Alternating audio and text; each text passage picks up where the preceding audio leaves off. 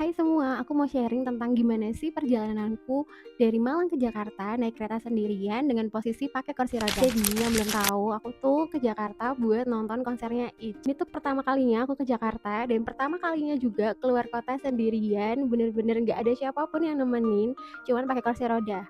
Aku berangkat dari rumah sendiri naik taksi online dan sampai di stasiun Malang Kota Baru, aku minta tolong drivernya buat dipanggilkan Pak Satpam. Berdasarkan pengalaman yang udah-udah, aku tuh mikirnya ketika udah sampai di stasiun bakal dihandle sama satpam, terus dianterin ke gerbong, duduk manis, perjalanan sampai deh. Tapi ternyata di hari keberangkatanku ada banyak hal yang di luar dugaanku sih terjadi. Aku dihadapkan pada situasi tiba-tiba kereta yang harusnya aku naikin terlambat sekitar 90 menit. Terus di situ tuh cuacanya hujan deras. Aku nggak bisa dengar pengumuman dengan jelas, ditambah rame banget stasiunnya. Sebenarnya aku nggak ada rasa takut sih, kayak ya udah enjoy aja. Aku bener-bener excited sama perjalanan ini karena aku mikirnya aku bakal ketemu Itje. Jadi kayak ya udah aku nggak perlu takut. Aku yakin Allah bersama aku, semuanya bakal dimudahkan. Terus aku tuh di sana ketemu banyak orang baik sih, karena orang-orang yang nggak aku kenal sebelumnya itu memastikan aku bener-bener dihandle sama satpamnya. Jadi kayak nggak ditinggal, nggak sendirian gitu. Kayak aku bersyukur banget sih itu. Singkat cerita, aku udah berhasil nih naik ke gerbong, duduk manis di kereta dan aku mikirnya, oke, aku sudah aman. Tapi ternyata gak sampai di situ, guys. Jadi kereta yang aku naikin tuh kereta darurat. Sampai Surabaya nanti harus pindah kereta. Aku agak khawatir lagi soalnya informasi tentang nomor kondektur yang harusnya ada di belakang kursi aku, kayak kontaknya itu nggak ada, nggak nyala gitu layarnya. Jadi FYI aku naik kereta eksekutif yang dimana aku pilih single seat. Single seat itu emang kalau nggak salah ya diperuntukkan atau diprioritaskan untuk para disabilitas. Dan juga aku ngerasa emang lebih mudah aja sih, nggak perlu jalan terlalu jauh. Di nomor kondekturnya itu tertera di bagian depan gerbong.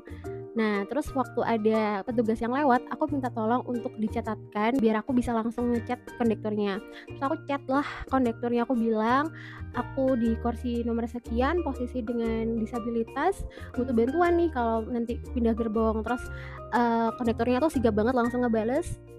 Beliau bilang kayak, "Iya nanti pasti bakal dibantuin." Dan emang pas pindah gerbong itu aku bener-bener dibantu. FYI aku tuh masih bisa jalan ya teman-teman, cuman aku nggak bisa jalan jauh dan harus dituntun. Akhirnya setelah huru-hara itu terjadi, aku bisa duduk manis dan semua kru KA itu bener-bener helpful banget, memastikan aku aman, bener-bener ngebantuin aku.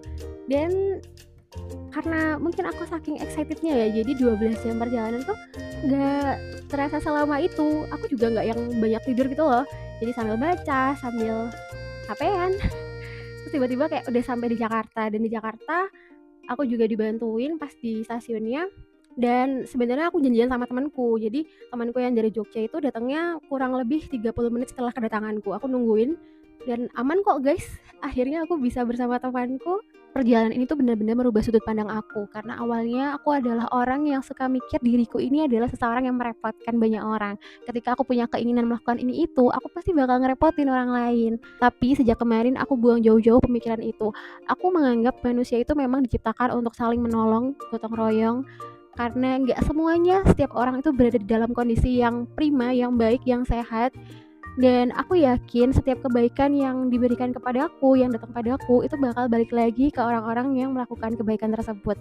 Dan aku selalu mendoakan orang-orang yang selalu nolongin aku, semoga diberikan kesehatan, kelancaran rezeki, dan dimudahkan jalannya.